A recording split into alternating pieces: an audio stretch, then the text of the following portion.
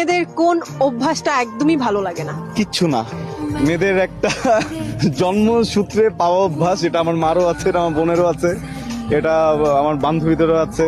জীবনে প্রেম করেছিলাম, আমার ওই প্রেমিকারও ছিল। যদি জিজ্ঞেস করা হয় হঠাৎ করে চুপ করে থাকে, হ্যাঁ চুপ করে থাকে, কোনো কথা বলে না। তখন গিয়ে যদি জিজ্ঞেস করি কি ব্যাপার, প্রবলেম, কিচ্ছু না।